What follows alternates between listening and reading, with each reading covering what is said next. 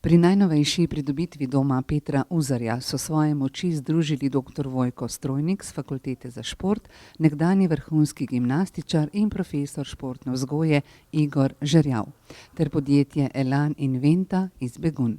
To je prvi tak park, mislim, da ne samo v Sloveniji, tudi daleč nakrog, ker do zdaj so vsi samo razmišljali, kako bi narediti naprave iz raznih, ki bi samo za moč, vadbo samo moči, tako imenovane fitness naprave na prostem.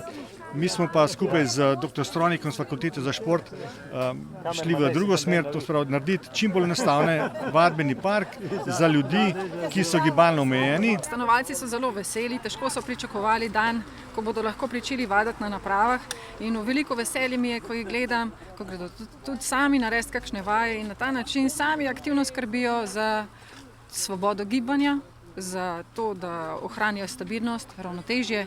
Elanov vadbeni park ni namenjen samo stanovalcem tamkajšnjega doma, ampak tudi drugim starejšim v občini Tržič, ki so aktivni ali pa bi radi povečali svojo aktivnost.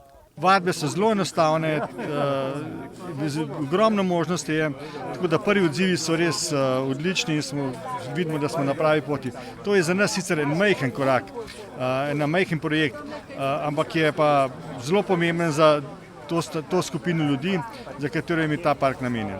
Dogovorila sva se tudi z županom, da bomo naredili v sklopu preprečevanja padcev tudi za občanke in občane Tržiča sklope izobraževanja in bo ta park zares zaživel vsem uporabnikom, tako kot je bil tudi namenjen. Stanovalka v domu Petra Uzarja Fani Gril je navdušena nad novim parkom in različnimi možnostmi vadbe. Vsak dan na telovadbi, vsak dan sem tukaj, zaradi tega, ker mi je to tako všeč.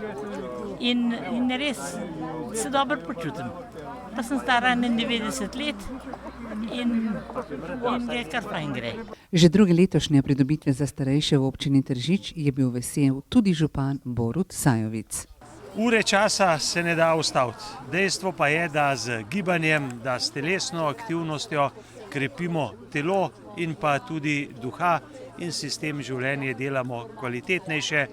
Vesel sem, ker bo park odprt tudi pod določenimi pravili za zunanje uporabnike in to je tisto dejanje, ki šteje. Vsem želim veliko zdravih in pa zadovoljnih uric na svežem zraku ob potoku pod Tržiškimi gorami.